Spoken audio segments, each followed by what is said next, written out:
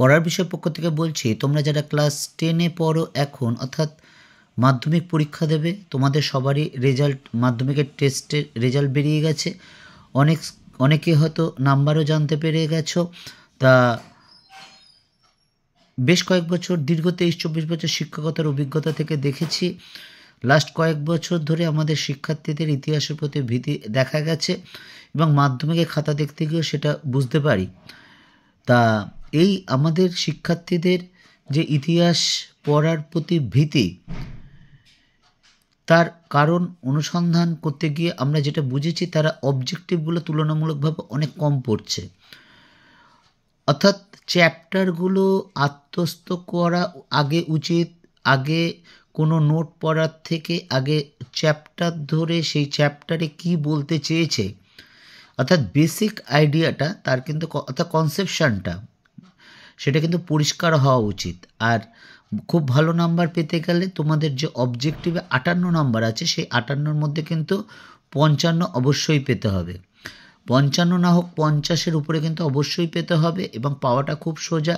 20টা MCQ থাকে, আমরা MCQ 20টা থাকে, আমরা দেখাচ্ছি, এটা বলার কিছু নেই। তোমরা কিন্তু খাতা লিখে কিন্তু প্র্যাকটিস করো। এই কোশ্চেনটা মাধ্যমিক 2019 সালে এসেছিল এবং এটা সবচেয়ে বেস্ট যে অ্যান্সারগুলো আছে মাধ্যমিক পরীক্ষার্থীদের যে খাতা থেকে, সেই থেকে কিন্তু নেওয়া হয়েছে। অবজেক্টিভগুলো কোনো যে 2 নম্বরগুলো, আমরা অবজেক্টিভ আর 2 নম্বর নেব। যাই হোক, তোমরা এমসিকিউ 20টা থাকবে। এমসিকিউ যদি 20-তে 20 পাও, এটা পাওয়া তুলনামূলকভাবে সোজা। তাহলে যদি 20 পাও আর এসএকিউতে 16 আছে, তা এই 16 যদি তোমরা কেউ পাও, এই 36 হয়ে গেল। অর্থাৎ আমি ধরলাম এমসিকিউ 20টার মধ্যে তোমার দুটো না ঠিক হলো না, তাহলে 18 হলো। 18 আর 16 34 হয়ে গেল। ঠিক আছে, দেখো তোমাদের 20খানা এমসিকিউ হয়ে গেল। অর্থাৎ লাস্ট কোশ্চেনটা হচ্ছে ভাষাভিত্তিক গুজরাট রাজ্যটি গঠিত হয় 1960 সালে। এবার দেখো সত্য মিথ্যা, অর্থাৎ উপবিভাগ ক্ষয়ের উপবিভাগ 2-এর 1, একটি বাক্যে উত্তর দাও। দেখে নিচে তোমরা দেখে লিখে নিও। আর 2 নম্বরের 16টা কোশ্চেন থাকবে। 8টা চ্যাপ্টার আছে, প্রত্যেকটা চ্যাপ্টার থেকে 2টো করে থাকবে। 16টা, তার মধ্যে 11টা লিখতে হবে, 22টা। অর্থাৎ তুমি যদি 5টা কোশ্চেন নাও কমন পাও, তাহলে কিন্তু খুব একটা ফ্যাক্টর হবে না, কারণ 11টাই লিখতে হবে। কাজে আমরা ইয়ার ভিত্তিকে যেগুলো দিয়ে দিচ্ছি, আমি বলবো না 15টা পেয়ে যাও, তুমি কিন্তু কমন পাবে, কারণ ইতিহাসে 1-2টো কোশ্চেন এদিকে হবেই। কারণ বিগত 5-6 বছর ধরে আমরা দেখতে পাচ্ছি বেশ কিছু অবজেক্টিভ বা 2 নম্বরের কোশ্চেন কিন্তু আমাদেরও যথেষ্ট, এত বছর শিক্ষকতা স্কুলে করাতে যতটা অর্জন করেছি, সবগুলো যে পারবো, যে 1-2টো কোশ্চেন কিন্তু আসছে। যাই হোক, সেগুলোই মোকাবিলা করতে হবে, সেটাই শিক্ষা, এটাই পদ্ধতি। দেখো সত্য মিথ্যাগুলো দেখতেই পাচ্ছ, স্তম্ভ মেলাটাও দেখতে পাচ্ছ। তা কাজেই তুমি যদি 2 নম্বরের 11টা প্রশ্ন লিখতে পারো 22, অর্থাৎ ধরলাম 20, তাহলে কিন্তু এই অর্থাৎ 54 নম্বর কিন্তু তোমার হয়ে যাচ্ছে। তা যাই হোক, তোমাকে ভালো করে পড়তে হবে অবজেক্টিভ। আর আমি কথা বলতে পারবো না, আমার কোনো সাজেশন দেওয়ার ক্ষমতা নেই যে এই 50টা অবজেক্টিভ পড়ে যাও, তুমি কিন্তু কমন পেয়ে যাবে। 2 নম্বরের এই 20টা পড়ে যাও, প্রথম চ্যাপ্টার থেকে 10টা পড়ে যাও, কমন পেয়ে যাবে না। এভাবে হয় না, হতে পারে না। লেগে গেলে আলাদা ব্যাপার। তো যাই হোক, তা এই দেখো তোমাদের ম্যাপ পয়েন্টিং 4টে হচ্ছে সাঁওতাল বিদ্রোহ এলাকা 1855, দেখে নাও ম্যাপ পয়েন্টিংটা। আমরা এছাড়া আমাদের চ্যানেলে ম্যাপ পয়েন্টিং করেও দেওয়া হয়েছে, যেগুলো বিগত বছর ধরে এসছে। 2017 থেকে একটা ম্যাপ পয়েন্টিংকে করা আছে, যদি তোমাদের মনে হয় দেখে নিতে পারো। আশা করি তোমরা কিন্তু উপকৃত হবে, কারণ ওই একটা ম্যাপে কিন্তু ইয়ার ভিত্তিক পরিস্থিতিতে যে প্রশ্নগুলো এসছে 2017, 18, 19, 20, 22, 23, 24, সেটা কিন্তু একটা ইয়েতেই করা আছে। এবার দেখো শূন্যস্থান, এটা কেবল দৃষ্টিহীন পরীক্ষার্থীদের জন্য, বুঝতেই পারছো, এটা সকলের জন্য নয়। এবার বিবৃতি ব্যাখ্যাটা দেখে নিও, তোমরা দেখে লিখে নিও। তা যাই হোক, এবার আমরা যে 2 নম্বরের 16টা প্রশ্ন থাকবে, যার মধ্যে 11টা লিখতে হবে। আঞ্চলিক ইতিহাস চর্চা গুরুত্বপূর্ণ কেন? আগের বছরই এসেছিল, অর্থাৎ 2018 সালে। আত্মজীবনী বা স্মৃতিকথা গুরুত্বপূর্ণ কেন? ঠিক তেমনই আঞ্চলিক ইতিহাস চর্চা গুরুত্বপূর্ণ কেন? কারণ আঞ্চলিক ইতিহাস চর্চার মাধ্যমে কোনো একটা নির্দিষ্ট অঞ্চলের বা স্থানের কথা জানা যায় এবং সেই অঞ্চলের সাথে ইতিহাসের যে পারস্পরিক সম্পর্ক, জাতীয় বা আন্তর্জাতিক চেতনার বা জাতীয়তাবোধ বা সেখানকার ভাবধারা আমরা কিন্তু এই আঞ্চলিক ইতিহাস চর্চার মাধ্যমেই বুঝতে পারি। দ্বিতীয় কোশ্চেন দেখে নাও, সরকারি নথিপত্র। আধুনিক ভারতের ইতিহাস রচনায় সরকারি নথিপত্র খুব একটা গুরুত্বপূর্ণ, বিশেষ গুরুত্বপূর্ণ। যে সকল তথ্য থেকে সেই সময়কার অর্থাৎ পূর্বেকার ভারতীয় সামাজিক, অর্থনৈতিক, রাজনৈতিক, সাংস্কৃতিক, ধর্মীয় প্রভৃতি বিষয়ে জানা যায় তাকেই বলা হয় সরকারি নথিপত্র। যেমন পুলিশ বিভাগের রিপোর্ট, জরুরি চিঠিপত্র, গোয়েন্দা রিপোর্ট, সরকারি আধিকারিকদের প্রতিবেদন বা বিভিন্ন চিঠিপত্র, এগুলি কিন্তু সরকারি নথিপত্রের মধ্যে পড়ে।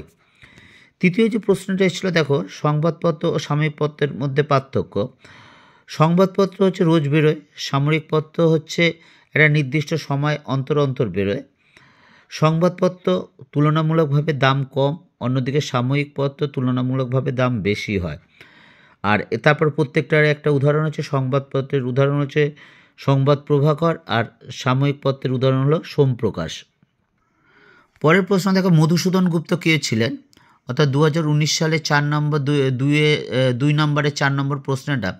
মধুসূদন গুপ্ত ছিলেন একজন বিখ্যাত কলকাতা মেডিকেল কলেজের ছাত্র এবং পরবর্তীকালে তিনি এই কলেজের শিক্ষক হন, অর্থাৎ ডাক্তারি শিক্ষক। এবং এই কলেজে থাকার সময় তিনি সেই সময় যে সামাজিক বাধা বা বিপত্তি সেই অতিক্রম করে 1836 সালের জানুয়ারি মাসে প্রথম বাঙালি ছাত্র হিসেবে সব ব্যবচ্ছেদ করেন, অর্থাৎ পোস্টমর্টম যেটা আমরা বলি, সব ব্যবচ্ছেদ করে চিকিৎসা বিজ্ঞানের কিন্তু একটা যুগান্তকারী পদক্ষেপ গ্রহণ করেন। এবং তার একাধিক উল্লেখযোগ্য বই ছিল, তিনি লিখেছিলেন। তার অনুবাদ গ্রন্থগুলো হলো লন্ডন ফার্মাসিউটিকা, সংস্কৃত হুপারের অ্যানাটমিস ভাইডমেকাম। পরের প্রশ্নটা দেখো, সন্ন্যাসী ফকিরবিদ্য ব্যর্থ হলো কেন? সন্ন্যাসী ও ফকিরবিদ্য ব্যর্থতার যে সকল কারণ ছিল তার মধ্যে অন্যতম হলো, দেখো এই যে ব্যর্থতা, যে কোনো ব্যর্থতা, কৃষক আন্দোলন বা শ্রমিক আন্দোলন বা সন্ন্যাসী জাতি উপজাতি বিদ্রোহ আন্দোলন, এই ব্যর্থতার এইগুলো হচ্ছে কমন পয়েন্ট। তোমরা কিন্তু অন্যত্র জায়গায় দিয়ে দিতে পারো যদি না মনে থাকে। এক হচ্ছে ব্রিটিশ সরকারের চরম দমনমূলক নীতি, 2 নম্বর হচ্ছে সাংগঠনিক দুর্বলতা, আর 3 নম্বর হচ্ছে সমাজের বৃহত্তম অংশ তথা সাধারণ মানুষকে এই বিদ্রোহ সামিল করতে না পারা। এই সকল কারণে কিন্তু এই সন্ন্যাসী ফকির বিদ্রোহ ব্যর্থ হয়। তবে 6 নম্বর কোশ্চেনটা দেখো, নীলবিদ্রোহ খ্রিস্টান মিশনারিদের ভূমিকা কী ছিল? তা এই খ্রিস্টান মিশনারিয়ারা সর্বপ্রথম নীলকর সাহেবদের যে অত্যাচারমূলক কার্যকলাপ, সেই কার্যকলাপগুলো সর্বসমক্ষে তুলে আনেন এবং এদের মধ্যে অন্যতম ছিলেন জেকে লিং, ফ্রেডারিক সুরেক প্রমুখ। অর্থাৎ এই সকল খ্রিস্টান মিশনারিরা তারা তাদের কার্যকলাপের মাধ্যমে তাদের নীল বিদ্রোহীদের, নীল চাষিদের, নীলকর সাহেবদের অত্যাচারের কাহিনী কিন্তু তুলে ধরেছিলেন এবং আলেকজান্ডার ডাব, জেমস লক প্রমুখ এই মিশনারিদের সমর্থনও করেছিলেন। পরের প্রশ্নটা দেখো, জমিদার সভা ও ভারত সভার দুটি পার্থক্য লেখো। তা 1837 সালে জমিদারদের স্বার্থের রক্ষার জন্য এই জমিদার সভা গঠিত হয়। অন্যদিকে ভারত সভা 1876 সালে ভারতীয় শিক্ষিত মধ্যবিত্তদের মধ্যে রাজনৈতিক সংগঠন গড়ে তোলার উদ্দেশ্যে সুরেন্দ্রনাথ বন্দ্যোপাধ্যায় এবং আনন্দমোহন বসু প্রমুখের উদ্যোগে কিন্তু এই ভারত সভা গঠিত হয়। পরের প্রশ্নটা দেখো, 19 শতকে জাতীয়তাবাদের উন্মেষে ভারত মাতা চিত্রটি কীরকম ছিল? ওয়ারিশ চিত্ররীতিতে 1905 সালে অবনীন্দ্রনাথ ঠাকুর তার বিখ্যাত ভারত মাতা ছবিটি আঁকেন এবং প্রথমে তিনি এই ছবিটার নাম দিয়েছিল বঙ্গমাতা, পরে ভগিনী নিবেদিতা এর নামকরণ করেন ভারত মাতা। এবং বঙ্কিমচন্দ্রের এই যে বিমূর্ত জাতীয়তাবাদ মূর্ত হয়ে উঠেছিল এই ভারত মাতা চিত্রের মাধ্যমে। এই মাতৃমূর্তি বেদ, ধানের আঁটি, সাদা কাপড় এবং জপের মালা ধারণ করে আছে, যার অর্থ হলো যে ব্রিটিশদের ঔপনিবেশিক শোষণের যে ভারত মাতার যে অবস্থা, সেই অবস্থা থেকে মুক্ত করতে পারে ভারতীয়রাই তাদের মধ্যে জাতীয়তাবাদ জাগরণের মাধ্যমে, প্রত্যক্ষ সংগ্রামের মাধ্যমে ব্রিটিশদের বিতরণের মাধ্যমে অর্থাৎ দেশ স্বাধীন করে কিন্তু এই ভারত মাতাকে মুক্ত করা যেতে পারে। পরের প্রশ্নটা দেখো, চার্লস উইলকিন্স কী ছিলেন, বা বাংলা ছাপাখানা বিকাশে উইলকিন্সের ভূমিকা লেখো। বাংলা ছাপা হরফের যথার্থ পরিকল্পনা করেছিলেন চার্লস উইলকিন্স। তিনি প্রথম ছেনিকাটা বাংলা হরফে বাংলা হরফে নির্মাণ করেছিলেন বলে তাকে বাংলা মুদ্রণ শিল্পের জনক বলা হয়। অনেক সময় অবজেক্টিভে আসে বাংলা মুদ্রণ শিল্পের জনক কাকে বলা হয়, তাহলে বুঝতেই পারছ চার্লস উইলকিন্সকে। পরে হেস্টিংসের অনুরোধে হুগলিতে পঞ্চানন কর্মকারের সাহায্যে তিনি এই ছেনিকাটা হরফ নির্মাণ ও সরকারি ছাপাখানার দায়িত্ব গ্রহণ করেন এবং হ্যালেডের বাংলা ব্যাকরণ এবং তার দ্বারাই ছাপা হয় এবং তাকে এর জন্য বাংলা গুটেনবার্গ বলা হয়। তাহলে আমরা এই চার্লস উইলকিন্স থেকে দুটো অবজেক্টিভও আসতে পারে। প্রথম প্রশ্ন হচ্ছে বাংলার মুদ্রণ শিল্পের জনক কাকে বলা হয়, চার্লস উইলকিন্সকে, বা বাংলার গুটেনবার্গ কাকে বলা হয়, চার্লস উইলকিন্সকে। তারপর দেখো লাইনোটাইপ প্রবর্তনের গুরুত্ব কী। এই লাইনোটাইপ হচ্ছে আসলে একটি কম্পোজিং মেশিন, যার সাহায্যে হাতের বদলে অত্যন্ত দ্রুত ও সুন্দরভাবে ধাতব হরফে ছাপানো হরফ স্থাপন করা হয়। বাংলায় 1935 সালে সুরেশচন্দ্র মজুমদার, রাজশেখর বসু প্রমুখের উদ্যোগে কিন্তু এই প্রযুক্তিতে ছাপা শুরু হয়। 11 নম্বর প্রশ্নটা দেখো, কৃষক আন্দোলনে বাবা রামচন্দ্র ভূমিকা আলোচনা করো। যুক্তপ্রদেশ, বর্তমানে উত্তরপ্রদেশ, এই যুক্তপ্রদেশ কৃষক আন্দোলনের অন্যতম নেতা ছিলেন বাবা রামচন্দ্র।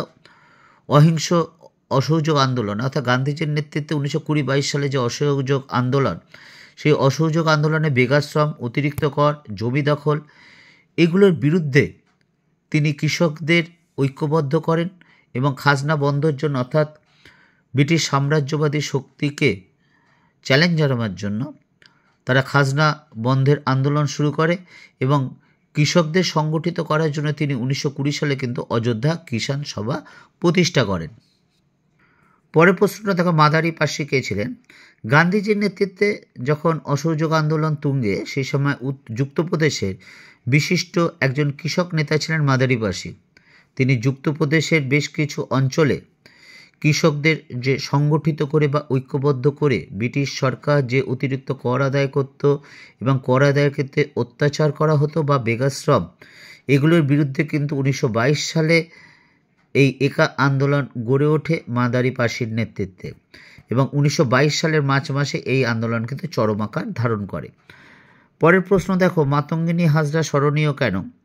গান্ধীজির নেতৃত্বে যখন 1942 সালে ভারত ছাড়ো আন্দোলন তুঙ্গে, সেই সময় বাংলায় সতীশচন্দ্র সামন্তের নেতৃত্বে বাংলার মেদিনীপুরে তাম্রলিপ্ত জাতীয় সরকারের অধীনে একটি নারী বাহিনী গঠিত হয় এবং এই নারী বাহিনীর অন্যতম সদস্য ছিলেন 73 বছরের বৃদ্ধা মাতঙ্গিনী হাজরা, যিনি ইতিহাসে গান্ধীবুড়ি নামে পরিচিত, এবং তার নেতৃত্বেই তমলুক থানা ঘেরাও কর্মসূচি গৃহীত হন এবং পুলিশের গুলিতে তিনি মারা যান। অর্থাৎ পুলিশ গুলি মারলে তিনি মাটিতে পড়ে গেল, দেখা যায় তিনি ভারতের পতাকা কিন্তু পড়তে দেয়নি তার যতক্ষণ প্রাণ ছিল। অর্থাৎ এই দুঃসাহসিকতার জন্য, অর্থাৎ ব্রিটিশদের বিরুদ্ধে তার দুঃসাহসিকতা সংগ্রামের জন্য তিনি কিন্তু ইতিহাসে বিশেষভাবে স্মরণীয়। 14 নম্বর প্রশ্নটাকে দেখো, দলিত কাদের বলা হয়। দেখো, দলিত শব্দটির ব্যুৎপত্তিগত অর্থ হলো দলন বা দমন, বলপূর্বক দমিয়ে রাখা, অর্থাৎ জোর জবরদস্তি করে দমিয়ে রাখা। ব্রিটিশ শাসনকালে নিপীড়িত, শোষিত এই সকল মানুষদেরও দলিত বলা হতো। পরবর্তীকালে গান্ধীজি এই দলিতের পরিবর্তে হরিজন শব্দটি ব্যবহার করেন। সাধারণত মাধার, নাদার, চামার, নমশূদ্র প্রভৃতিরা এই দলিত নামে পরিচিত এবং স্বাধীনতার পরবর্তীকালে এদেরকে অর্থাৎ এই দলিত বা হরিজনদের তপশিলি জাতি ও উপজাতি হিসাবে কিন্তু ভারতীয় সংবিধানে স্বীকৃতি দেওয়া হয়েছে। 15 নম্বর কোশ্চেন দেখো, দ্বার কমিশন কেন গঠিত হয়। স্বাধীনতার পরবর্তীকালে ভারতবর্ষে ভাষাভিত্তিক রাজ্য গঠনের দাবি তীব্র হয়ে ওঠে এবং এর যৌক্তিকতা বিচারের উদ্দেশ্যে সেই সময় ভারত সরকার কে.এস. দ্বারের নেতৃত্বে ভাষাভিত্তিক রাজ্য পুনর্গঠন কমিশন গঠন করে, যা ইতিহাসে দ্বার কমিশন নামে পরিচিত। এবং এই কমিশন তার রিপোর্টে বলে, ভাষার ভিত্তিতে রাজ্য গঠনের তীব্র আপত্তি জানান, কারণ তারা মনে করেন যে এটা হলে ভারতের জাতীয় ঐক্য ও প্রশাসনিক ব্যবস্থা কিন্তু বিঘ্ন ঘটবে। লাস্ট প্রশ্ন দেখো, 2019 সালে 2 নম্বরের লাস্ট নম্বর কোশ্চেন, পত্তি শ্রীরামালু কে ছিলেন? পত্তি শ্রীরামালু ছিলেন একজন বিখ্যাত তামিল স্বাধীনতা সংগ্রামী। 1952 সালে অক্টোবর মাসে দক্ষিণ ভারতে যখন মাদ্রাজ প্রদেশের তেলেগু ভাষাভাষী অঞ্চলেরকে নিয়ে একটি পৃথক অন্ধ্রপ্রদেশ রাজ্য গঠনের দাবি ওঠে, তিনি 58 দিন অনশন গ্রহণ করে মৃত্যুবরণ করেন এবং তার মৃত্যুতে সারা অন্ধ্রপ্রদেশে কিন্তু তীব্র বিক্ষোভ বা আন্দোলন শুরু হয়। তারপর ব্রিটিশ সরকারের তৎপরতায় 1953 সালে এই ভাষাভিত্তিক অন্ধ্রপ্রদেশ রাজ্য কিন্তু প্রথম গঠিত হয়, ফলে সেই উদ্ভূত যে সমস্যা হয়েছিল সেই সমস্যার সমাধান হয়। তা এই আমরা 58 নম্বরের প্রশ্ন সমস্যার সমাধান করে দিলাম 2019 সালের। কাজে তোমরা এগুলো ভালো করে দেখো। আবার বলছি, ভালো নাম্বার পেতে গেলে কোনো ম্যাজিকভাবে হয় না, অধ্যবসায় করতে হয়, পড়াশোনা করতে হয় এবং অবজেক্টিভের কিন্তু নির্দিষ্ট কোনো সাজেশন হয় না। আমরা বিগত বছরের যে প্রশ্নগুলো দিয়েছি সেগুলো করলে তার থেকে কিন্তু একটা বিরাট সংখ্যক কিন্তু আশা করি অবশ্যই কমন পাবে। তবে এর জন্য আরও ভালোভাবে পড়তে হবে এবং আত্মস্থ করে বুঝে মুখস্থ করতে হবে এবং বড় কোশ্চেনগুলো কিন্তু আমরা সাজেশান দিয়েছি, সেগুলো কিন্তু লিখে প্র্যাকটিস করতে হবে। পড়া বিষয়ের পক্ষ থেকে এতটুকুই। অগ্রিম শুভেচ্ছা রইল, তোমাদের মাধ্যমিক রেজাল্ট খুব ভালো হোক এবং তোমরা পরবর্তীকালে যেটা নিয়ে পড়তে চাইছো সেই পথেই তোমরা এগিয়ে যাও। সাফল্য অবশ্যই আসবে, জাস্ট সময়ের অপেক্ষা। বিশ্বাস রাখো, অবশ্যই হবে।